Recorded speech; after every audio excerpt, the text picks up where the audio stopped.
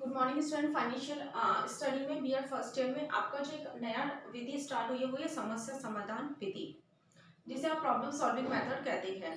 Basically जो समस्या समाधान विधि होती है वो एक अध्यापक के लिए एक चुनौतीपूर्ण रूप लेती है। अध्यापक और छात्र दोनों के लिए क्या होती है, एक चुनौती होती है।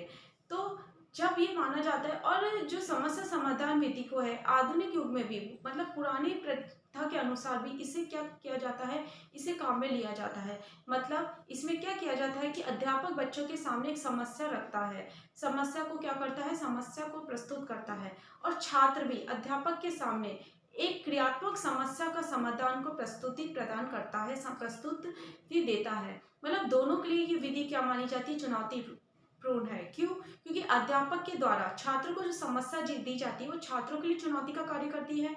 इसके विपरीत छात्रों के द्वारा अध्यापक को जो क्रियात्मक समस्या समाधान प्रस्तुतिकरण दिया जाता है वो भी एक अध्यापक के लिए भी क्या है, एक चुनौतीपूर्ण है। तो इस चुनौती से लड़ने के लिए समस्या समाधान जो छात्र अध्यापक होता है वो बीच बीच में, पढ़ाने के बीच बीच में क्या करता है, अपनी क्रियाओं के बीच बीच में, अपनी शिक्षण प्रक्रिया के बीच बीच में क्या करता है, इस विधि को का प्रयोग करता है। मतलब ये माना जाता है कि जब हम कक्षा में शिक्षण प्रक्रिया करवा रहे हैं बच्चों को, तो इसके लिए क्या माना जाता है कि बीच बीच में हम बच्चों से अभ्यास प्रश्न करवाएं।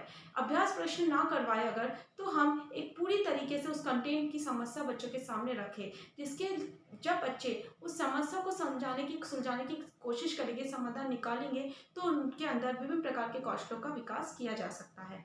तो एक अलग अलग वैज्ञानिकों ने अलग अलग डेफिनेशन दी है। अब बात आती है कि छात्रों के समक्ष एक चुनौती, ये जो एक समस्या आती है वो चुनौती का रूप ले लेती है। तो इसके क्या वजह होती है, इसके कारण क्या हो सकते हैं? तो देखो परिभाषा इसकी,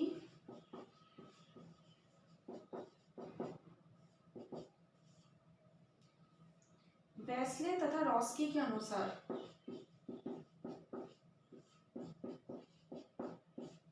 वेस्ले तथा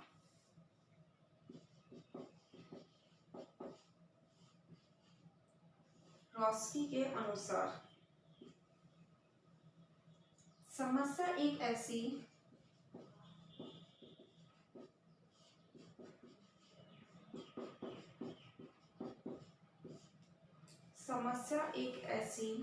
चुनौती है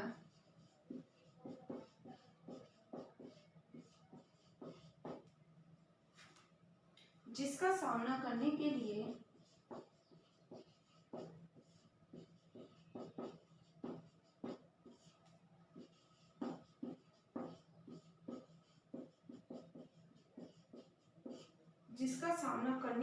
अध्ययन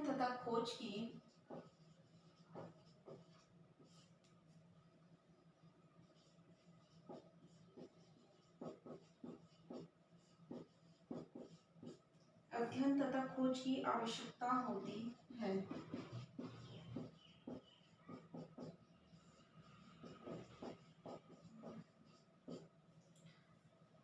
वेस्ले और रॉस्की अपनी डेफिनेशन में कहते हैं कि समस्या एक ऐसी चुनौती है, समस्या अध्यापक और छात्र दोनों के लिए चुनौती का रूप लेती है, इसलिए ये एक चुनौती होती है जिसका सामना करने के लिए अब आपके सामने कोई भी चुनौती आए, मतलब कोई भी आपके सामने समस्या आए, तो आप उसके कारणों को खोजोगे, ये पता लगाओगे कि हम इसको कैसे शॉर्ट आउट करें। ठीक है, तो वही चीज है कि जब बच्चे के सामने एक समस्या आती है तो उसका सामना करने के लिए अध्ययन तथा खोज की आवश्यकता होती है। वो पूरा का पूरा उस पर रिसर्च करता है कि ये किस प्रकार हो, इसके कारणों का पता लगाने की कोशिश करता है। जैसे एक बालक है, वो कक्षा में समझन स्थापित नहीं कर पाता, उसकी एक सबसे बड़ी समस्या है, और ये जो समस्या है वो अध्यापक के लिए चुनौतीपूर्ण कार्य है। अब उसको सिद्ध करने के लिए जो अध्यापक होगा उस बच्चे का अध्ययन करेगा पूरी तरीके से, और उससे रिलेटेड जो उसके वातावरण से संबंधित, वातावरण की जो भी उसकी क्रियाएं है, उसके साथ जो उठना बैठना है लोगों के साथ, उसमें क्या करेगा, वो खोज की आवश्यकता होती है, उससे उस चीजों को निकाल के बाहर लेके आएगा जो उस विद्यार्थी के लिए सबसे ज्यादा इम्पोर्टेंट होती है। मतलब ये माना जाता है कि ये जो समस्या समाधान क्या होती है, एक चुनौती होती है जिसके अंदर हम क्या करते हैं, मतलब उस समस्या का सामना करने के लिए अध्ययन करते हैं और खोज की आवश्यकता को महसूस करते हैं, अध्ययन और खोज करते हैं, वही क्या कहलाती है, समस्या समाधान विधि कहलाती है। तो बोल सकते हैं इसके माध्यम से, संक्षेप में हम कह सकते हैं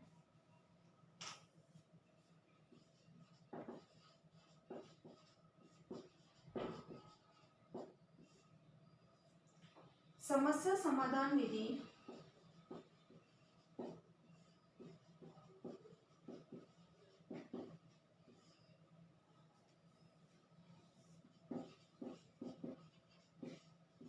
समस्या समाधान विधि एक उच्च स्तर की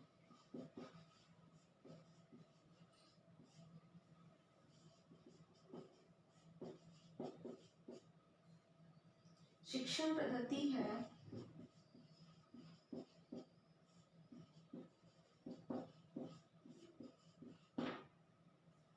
जिसके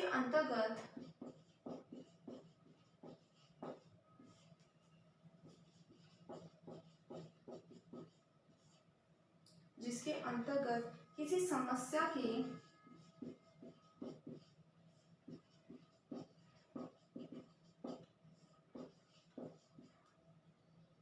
समाधान हेतु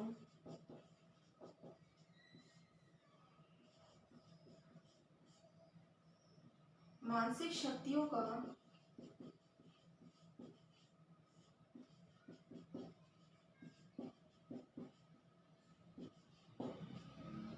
प्रयोग किया जाता है,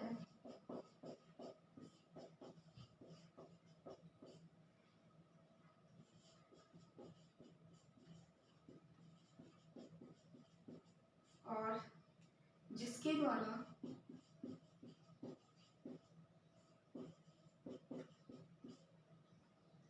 प्राप्त किया ज्ञान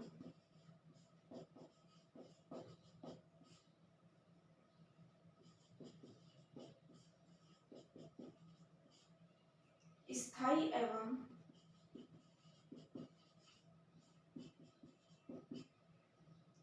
पूर्ण प्रभावशाली होता है।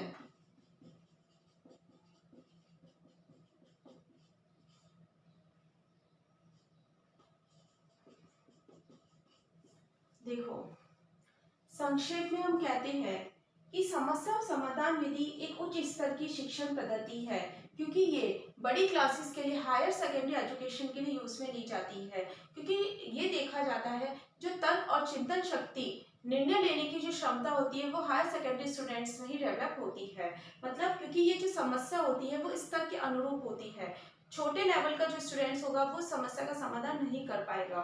ठीक है, तो ये एक उच्च स्तर की शिक्षण विधि होती है जिसके अंतर्गत किसी समस्या के समाधान के लिए, अब कोई उसके सामने समस्या आती है तो वो उसके समाधान के लिए मानसिक शक्तियों का प्रयोग किया जाता है। मतलब पूरी की पूरी तरीके, जैसे कि आपके सामने कोई समस्या दे दी जाएगी तो आप अपना जो मानसिक स्तर है वो पूरी की पूरी तरीके से एक तरह से उस पर फोकस करने की कोशिश करोगे, उसे शॉर्ट आउट करने की कोशिश करोगे। तो इसके अंदर मानसिक शक्तियों का प्रयोग किया जाता है और जिसके द्वारा प्राप्त किया गया ज्ञान अब स्थायी और पूर्ण प्रभावशाली होता है। क्यों होता है कि जब हम स्वयं उसकी खोज करते हैं, उस कार्य को करने की कोशिश करते हैं, तो वो हमें कभी भी, हम उस चीज को नहीं भूलते, ये फैक्ट है। तो यही माना जाता है कि समस्या समाधान विधि हमारे ज्ञान को स्थायी रूप प्रदान करती है और पूर्ण प्रभावशाली बनाती है, क्योंकि बच्चे स्वयं इसके अंदर अपने समाधान को खोजने की कोशिश करते हैं, अपनी मानसिक शक्तियों का प्रयोग करते हैं। तो ये क्या थी, आपकी समस्या समाधान विधि थी। अब नेक्स्ट वीडियो में मैं आपको इसके सोपान बताऊंगी। आपका गृह कार्य है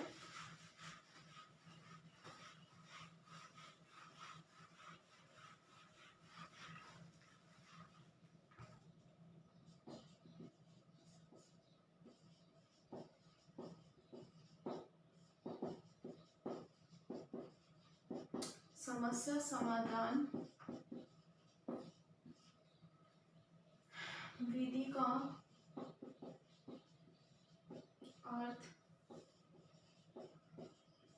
स्पष्ट कीजिए। समस्या समाधान विधि का अर्थ स्पष्ट कीजिए। घर पे रहिए, सुरक्षित रहिए। Thank you.